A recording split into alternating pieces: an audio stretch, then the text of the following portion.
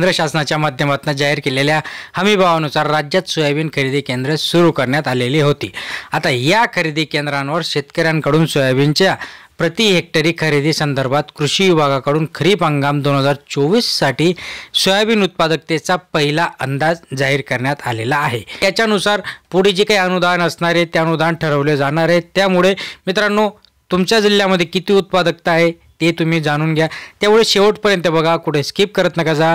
अत्यंत महत्त्वाच्या माहिती आपण आपल्या चॅनलच्या माध्यमातून देत असतो। त्यासाठी अजून सबस्क्राइब केलं नसेल, सबस्क्राइब करून ठेवा। लाईक करायला तर मुळीच नका विसरत जा मित्रांनो। लाईक करा, शेअर करा, सबस्क्राइब करत जा। बघा, सगळ्यात महत्त्वाचं म्हणजे बुलढाणा जिल्ह्याचा जर विचार केला तर 15 क्विंटल, ओके। त्याच्यानंतर हिंगोली जिल्ह्याचा विचार केला तर 14 क्विंटल, कोल्हापूर जिल्ह्यामध्ये 23 क्विंटल, सातारा जिल्ह्यामध्ये जसं की आपण बोललो 26 क्विंटल आहे, गडचिरोलीमध्ये सगळ्यात कमी 6.56, चंद्रपूरमध्ये 15 क्विंटल, परभणीमध्ये 15 क्विंटल दिले, नांदेडमध्ये देखील 13 क्विंटल दिले, धाराशिवमध्ये देखील मित्रांनो 16.50 क्विंटल दिले, लातूरमध्ये 12.30 क्विंटल दिले, जालन्यामध्ये 13 क्विंटल दिले।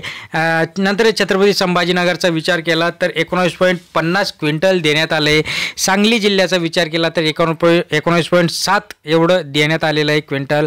सोलापूर जिल्ह्याचा 12.23 एवढं देण्यात आलं आहे। नंदुरबार जिल्ह्याचा विचार केला तर 14.99, नाशिकचा विचार केला 13.95, धुळ्याचा विचार केला तर 14.50, अहिल्यानगरचा विचार केला तर 19 क्विंटल, बीडचा विचार केला तर 9.50 क्विंटल, गडचिरोली 6.56 क्विंटल, वर्ध्याचा विचार केला तर 12 quintal, Yavatmal 14.31 quintal, Amravati 18 quintal, Washim 16.70 quintal, Akola 14.70 quintal, Chandrapur 15 quintal, Bhandara 11 quintal, Nagpur 11 quintal, नंतर Wardha 12 quintal, Pune 13 quintal, Jalgaon 10 quintal, Dhule 14.50 quintal, या अशा पद्धतीने केंद्र शासनाकडून जाहीर करण्यात आलेली आहे जिल्ह्यानुसार। आता याच्यानुसार काय होणार मित्रांनो, याच्यानुसार आपल्याला कळालं की कोणत्या जिल्ह्यामध्ये किती उत्पादन झालेलं आहे सोयाबीनचं, आणि यानुसार जर प्रत्येक जिल्ह्यानुसार ठरवण्यात आलं की जे काही